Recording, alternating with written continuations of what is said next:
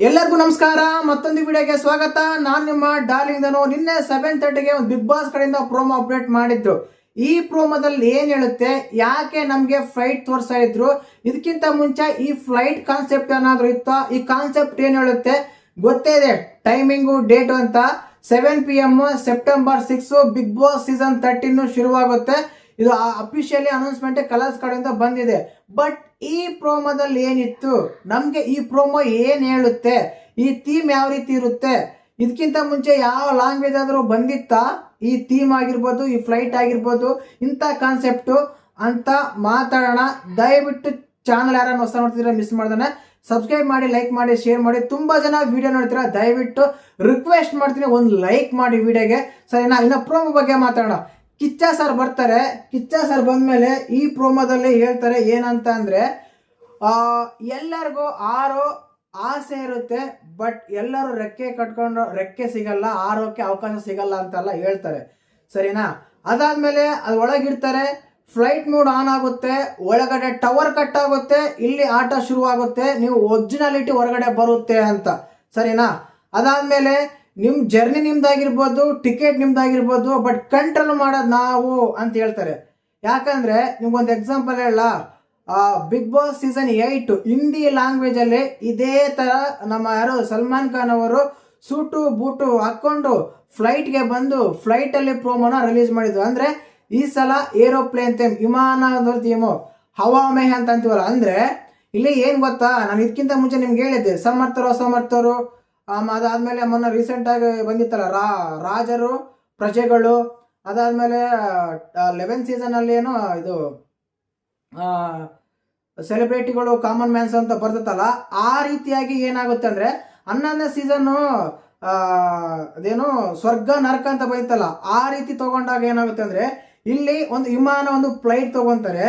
ಈ ಫ್ಲೈಟ್ ಅಲ್ಲಿ ಏನಂದ್ರೆ ಯಾರಾದ್ರೆ ಟಿಕೆಟ್ ಪಡಿತಾರೋ ಅವ್ರಿಗೆ ಸೌಲಭ್ಯ ಸೌಕರ್ಯಗಳು ತುಂಬಾ ಚೆನ್ನಾಗಿ ಇರ್ತವೆ. ಇನ್ನು ಟಿಕೆಟ್ ಪಡೆದೇ ಇರೋರು ಏನಾಗುತ್ತೆ ಅಂದ್ರೆ ಅವ್ರಿಗೆ ಕಡಿಮೆನೇ ಇರುತ್ತೆ, ಅಂದ್ರೆ ಅವ್ರಿಗೆ ಅಷ್ಟೇನಿರಲ್ಲ, ಕಷ್ಟ ಪಡಬೇಕು ಟಿಕೆಟ್ ತಗೊಳಕ್ಕೆ, ಫ್ಲೈಟ್ ಟಿಕೆಟ್ ತಗೊಳಕ್ಕೆ. ಅಂದ್ರೆ ನಿಮ್ಗೆ ಸೌಲಭ್ಯಗಳು ಬೇಕು, ಸೌಕರ್ಯಗಳು ಬೇಕು, ಚೆನ್ನಾಗಿರ್ಬೇಕು, ಬಿಗ್ ಬಾಸ್ ಮನೆ ಎಲ್ಲ ಒಂದು ಸೌಕರ್ಯಗಳು ಉಪಯೋಗಿಸ್ಬೇಕಂದ್ರೆ ಆ ರೀತಿ ಬುಕ್ ಮಾಡ್ತಾರೆ. ನಾವೀಗ ಸಮರ್ಥರ ಅಂತ ಏನ್ ಮಾಡ್ತಾ ಇದ್ದಾರೆ, ಅವ್ರಿಗೆ ಟಾಸ್ಕ್ ಆಡಿಸ್ತಾರೆ. ಟಾಸ್ಕ್ ಆದ್ಮೇಲೆ ಯಾರು ಗೆಲ್ತಾರೆ ಅವ್ರಿಗೆ ಟಿಕೆಟ್ ತಗೊಂತಾರೆ, ಫ್ಲೈಟ್ಗೆ ಹೋಗ್ತಾರೆ. ಫ್ಲೈಟ್ ಅಂದ್ರೆ ಒಳ್ಳೆ ಮನೆ ಇರುತ್ತೆ, ಇವರು ಕೆಳಗಿರ್ಬೇಕು, ಆ ರೀತಿ ಥೀಮ್ ಇರುತ್ತೆ. ಸೇಮ್ ಮತ್ತೆ ಅದೇ ಕಿತ್ತಾಡೋ ಕಾನ್ಸೆಪ್ಟೇ ಇರುತ್ತೆ, ಬೇರೆದು ಏನು ಬರಲ್ಲ. ಬಿಗ್ ಬಾಸ್ ಅಂದ್ರೆ ಕಿತ್ತಾಡೋದು, ಆ ಲೆವೆಲ್ಗೆ ಫಿಕ್ಸ್ ಆಗ್ಬಿಟ್ಟಿದ್ರೆ ಕಲರ್ ಸರ್ ಅಂತ ಅನಿಸ್ತಾ ಇದೆ, ಸರಿನಾ? ಅದು ಕಂಟಿನ್ಯೂಸ್ ಆಗಿರುತ್ತಾ ಇರಲ್ಲ, 3 ವಾರನೋ 4 ವಾರನೋ ಇರುತ್ತೆ. ಅದಾದ್ಮೇಲೆ ಅವರ ಒಂದು ಅದೇನಿರಲ್ಲ, ಎಲ್ಲ ತೆಗೆದು ಮಾಡ್ತಾರೆ. ಬಟ್ ಥೀಮ್ ಮಾತ್ರ ಮನೆ ಕೂಡ ಫ್ಲೈಟ್ ತರ ಇರುತ್ತೆ. ಅಂದ್ರೆ ಫ್ಲೈಟ್ ಟಿಕೆಟ್ ಅಂದ್ರೆ ರಿಚ್ನೆಸ್ ಡೌನ್ನೆಸ್, ಅದೇನಂತೀವಿ ನಾವು, ದೊಡ್ಡವರು ಚಿಕ್ಕವರು ಅನ್ನೋ ತರ ಇರುತ್ತೆ. ಟಿಕೆಟ್ ಅಂದ್ರೆ ಫ್ಲೈಟ್ ಅಲ್ಲಿ ಯಾರು ಅದ್ಭುತವಾಗಿ ಆಟ ಆಡಿ ಟಿಕೆಟ್ ಪಡ್ಕೊಂತಾರೋ ಅವರು ಚೆನ್ನಾಗಿರ್ತಾರೆ. ಮಿಕ್ಕಿರೋರು ಇದು ಇರ್ತಾರೆ, ಅದನ್ನ ಹಾಗೆ ಹೀಗೆ ತೋರಿಸಿ ಇಬ್ರಿಗೆ ಜಗಳ ಇಡ್ತಾರೆ. ಟಾಸ್ಕ್ ಕೊಡ್ತಾರೆ, ಟಾಸ್ಕ್ ಅಲ್ಲಿ ಅವ್ರು ಗೆಲ್ತಾರ ಇವ್ರು ಗೆಲ್ತಾರ.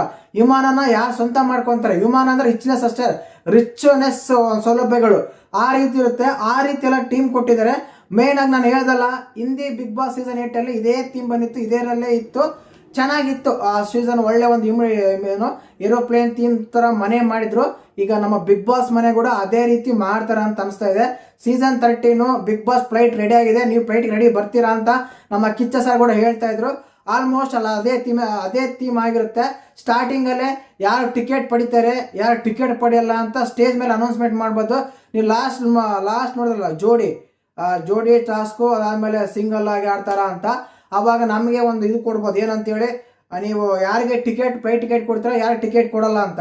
ಫ್ಲೈಟ್ ಟಿಕೆಟ್ ಕೊಡೋರು ಸೆಲೆಕ್ಟ್ ಆಗ್ತಾರೆ, ಫ್ಲೈಟ್ ಟಿಕೆಟ್ ತಗೊಂಡಿರೋರು ಇನ್ನು ಹೋಲ್ಡ್ ಆಗಿರ್ತಾರೆ, ಅವಾಗ ನಾವು ವೋಟ್ ಮಾಡಬೇಕು. ಆ ರೀತಿ ಎಲ್ಲ ಚಾನ್ಸಸ್ ಕೂಡ ಇರ್ಬೋದು.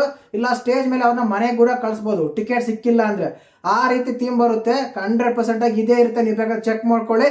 ಸೆಪ್ಟೆಂಬರ್ 6th ಎಪಿಸೋಡ್ ಬರುತ್ತೆ, ಆವಾಗ ಅಲ್ಲಿನಾ ಆ ರೀತಿ ಇರುತ್ತೆ, ಆ ರೀತಿ ಬರುತ್ತೆ. ಮೇನ್ ಆಗಿ ಅದೇ ಹೇಳ್ದಲ್ಲ, ಜೋಡಿಯಲ್ಲಿ ಇವ್ರು ಜೋಡಿ ಆಗಿರ್ಬೇಕಾ ಸಿಂಗಲ್ ಆಗಿರ್ಬೇಕಾ ಅಂತ ಲಾಸ್ಟ್ ಸೀಸನ್ ಆಗಿತ್ತು. ಅದಾದ್ಮೇಲೆ ಇವ್ರು ಸಮರ್ಥರ ಆಗಿರ್ತಾರ ಅಂತ ಕಳ್ಸಿದ್ರು. ಅದ್ರ ಹಿಂದೆ ಇವ್ರು ನರಕಕ್ಕೆ ಹೋಗ್ಬೇಕಾ ಸ್ವರ್ಗಕ್ಕೆ ಹೋಗ್ಬೇಕಾ ಅಂತ ಕಳಿಸಿದ್ರು. ಇವಾಗ ಇವ್ರು ಫ್ಲೈಟ್ ಹೋಗ್ಬೇಕಾ ನೆಲದಲ್ಲಿ ಇರ್ಬೇಕಾ ಇವ್ರು ಮನೆಗೆ ಹೋಗ್ಬೇಕಾ ಅಂತ ನಮ್ಗೆ ಅವಕಾಶ ಕೊಡ್ತಾರೆ. ಜಸ್ಟ್ ಒಂದು ಇದರಲ್ಲಿ ಅದೆಲ್ಲ ಗಿಮಿಕ್ ಅಷ್ಟೇ. ಆ ರೀತಿ ಇರ್ಬೋದು ಅಂತ ಅನ್ಸುತ್ತೆ, ಅದೇ ರೀತಿ ಇರುತ್ತೆ ಕೂಡ, ಸರಿನಾ? ಮೇನ್ ಆಗಿ ಅದೇ ಕಾನ್ಸೆಪ್ಟು. ಅದ್ರೊಳಗೆ ಹೋಗ್ತಾರೆ. ಯಾರೆಲ್ಲ ಟಿಕೆಟ್ ಪಡೆದಿರ್ತಾರೋ ಅವರು ಚೆನ್ನಾಗಿ ಸಕಲ ಸೌಕರ್ಯಗಳೆಲ್ಲ ಉಪಯೋಗಿಸ್ಕೊಂತಾರೆ. ರಿಚ್ನೆಸ್ ಎಲ್ಲ ಇರ್ತಾರೆ. ಯಾರಿಗೆ ಟಿಕೆಟ್ ಸಿಕ್ಕಿಲ್ಲ ಅವ್ರಿಗೆ ಹೋಲ್ಡ್ ಅಲ್ಲಿ ಇರ್ತಾರೋ ಹೋಗ್ತಾರೋ ಅಂತ ಅವ್ರಿಗೆ ಗೊತ್ತಿರಲ್ಲ. ಆ ಕನ್ಫ್ಯೂಷನ್ ನಮಗೆ ತಂದಿಕ್ತಾರೆ. ಅದಾದ್ಮೇಲೆ ಒಂದು 3-4 ವಾರ ಅದನ್ನ ನಡೆಸಿ ಕೊನೆಗೆ ಮನೆಯನ್ನೆಲ್ಲ ಸರಿ ಸಮ ಮಾಡಿ ಆ ಫ್ಲೈಟ್ ಇಲ್ಲ ಮೋಡ್ ಇಲ್ಲ, ಈಗ ಆಟ ಆಡ್ರಿ ಕಿತ್ತಾಡ್ಕೊಳ್ರಿ ಅಂತ ಶುರು ಮಾಡ್ತಾರೆ. ನಾವು ನೋಡಕ್ಕೆ ರೆಡಿ ಆಗಿರ್ಬೇಕಷ್ಟೇನೆ. ಇದು ಬಿಗ್ ಬಾಸ್ 13ರ ಒಂದು ಥೀಮು. ಈ ಸೀಸನ್ ಈ ರೀತಿ ಇರುತ್ತೆ ಅಂತ ಹೇಳಕ್ ನಾನು ಇಷ್ಟಪಡ್ತೀನಿ. ವಿಡಿಯೋ ಇಷ್ಟ ಆದ್ರೆ ಲೈಕ್ ಮಾಡಿ, ಶೇರ್ ಮಾಡಿ, ಸಬ್ಸ್ಕ್ರೈಬ್ ಮಾಡಿ.